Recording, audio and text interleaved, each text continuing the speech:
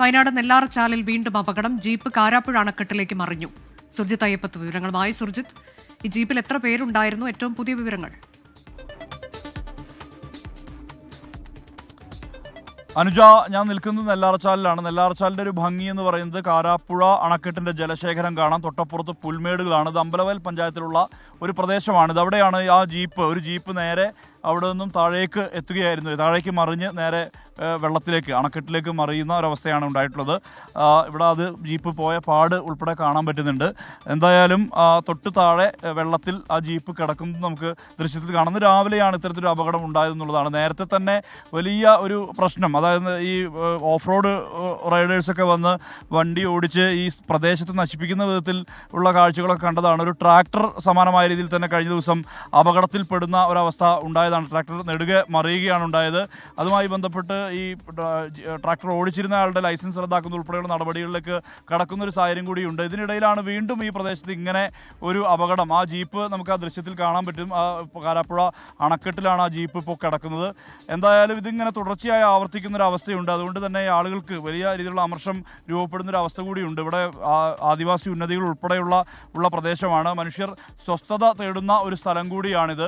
ആ സ്ഥലം ഇറിഗേഷൻ്റെ കീഴിലുള്ള സ്ഥലമാണ്. പക്ഷേ ഇവിടെ ഇങ്ങനെ ഇത്തരത്തിലുള്ള അപകടങ്ങളും മറ്റും തുടർച്ചയായി ഉണ്ടാകുമ്പോൾ ആളുകളെ സംബന്ധിച്ച് വലിയ രീതിയിലുള്ള അമർഷമുണ്ട്. ഇവിടുത്തെ ജനപ്രതിനിധികളൊക്കെ നമ്മോടൊപ്പം ചേരുകയാണ്. നാട്ടുകാർ ഉൾപ്പെടെയുള്ളവർ നമ്മോടൊപ്പം ചേരുകയാണ്. എന്താണ് ഈ അപകടത്തിൻ്റെ കാരണം അന്വേഷിക്കുമെന്നാണ് കണ്ടെത്തിയിട്ടുള്ളത്? അതായത് ഇവിടെ ടൂറിസ്റ്റ് കേന്ദ്രമായിട്ട് ഇതുവരെ പ്രഖ്യാപിച്ചിട്ടില്ല. അത് നെല്ലാർച്ചാലി വ്യൂ പോയിന്റ് എന്ന് പറഞ്ഞിട്ട് യൂട്യൂബിലും അതിൽ ചാനലിലൂടെയൊക്കെ മനോഹരമായ പ്രദേശമാണെന്ന് പറഞ്ഞാൽ ഒത്തിരി ആളുകൾ ഇവിടെ വരുന്നുണ്ട്.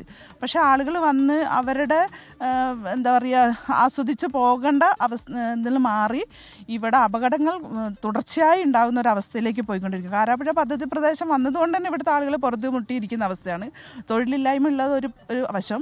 അതിൻ്റെ ഇടയ്ക്കാണ് ഇങ്ങനെയുള്ള അപകടങ്ങളും കൂടി സംഭവിച്ചുകൊണ്ട് ഈ പ്രദേശത്തെ സാഹസിക പരിപാടികളാണ് കൂടുതലായിട്ട് ഇവിടെ നടന്നുകൊണ്ടിരിക്കുന്നത്. ഈ സാഹസിക പരിപാടി നിയന്ത്രിക്കുന്നത് ഈ സ്പോട്ട് ഇപ്പോൾ കാരാപ്പുഴേൻ്റെ ഇതിലാണുള്ള സ്ഥലം 5 ഏക്കർ സ്ഥലം ടൂറിസത്തിന് വേണ്ടി മാറ്റിയിട്ട് ഒരു 5 ഏക്കർ സ്ഥലമാണ്. അതുകൊണ്ട് തന്നെ ഇതുവരെയും 2014 ഈ സ്ഥലം മാറ്റിയിട്ടത്. ഞാൻ അന്ന് ബ്ലോക്ക് പഞ്ചായത്തിൻ്റെ പ്രസിഡൻ്റായിരുന്നു. ആ സമയത്ത് മാറ്റിയിട്ട സ്ഥലമാണ്. ഇതുവരെയും സംസ്ഥാന സർക്കാരോ അല്ലെങ്കിൽ കേന്ദ്ര സർക്കാരോ ടൂറിസം വകുപ്പോ കാരാപ്പുഴ വകുപ്പോ ഒന്നും ഇത് ഏറ്റെടുത്ത് പദ്ധതി നടപ്പിലാക്കാൻ ഇതുവരെ തയ്യാറായിട്ടില്ല. ഇറിഗേഷന്റെ കീഴിലാണ് അനുജ ഈ സ്ഥലം. അതാണ് ഏറ്റവും വലിയ പ്രതിസന്ധി. ഇതൊരു പക്ഷേ പഞ്ചായത്തിനോ അല്ലെങ്കിൽ ജില്ലാ ടൂറിസം വകുപ്പിനോ വിട്ടുകൊടുത്താൽ സ്വാഭാവികമായും ഈ പ്രതിസന്ധി ഒഴിവാക്കാൻ കഴിയുമെന്നുള്ളതാണ്. കാരണം ഒരു തരത്തിലുള്ള സൗകര്യമോ മറ്റോ ഒന്നും ഏർപ്പെടുത്തിയിട്ടില്ല. ഒരു ശുചിമുറിയോ അല്ലെങ്കിൽ മറ്റൊരു അനുബന്ധ സൗകര്യമോ ഒന്നും ഇവിടെ ഇല്ല.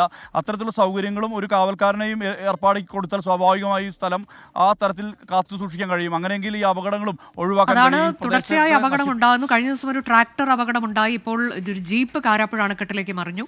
അടിയന്തരമായൊരു ഇടപെടൽ വേണം ഇത്തരം അപകടങ്ങൾ കുറയ്ക്കാൻ എന്നുള്ളതാണ് നാട്ടുകാരുടെ ആവശ്യം.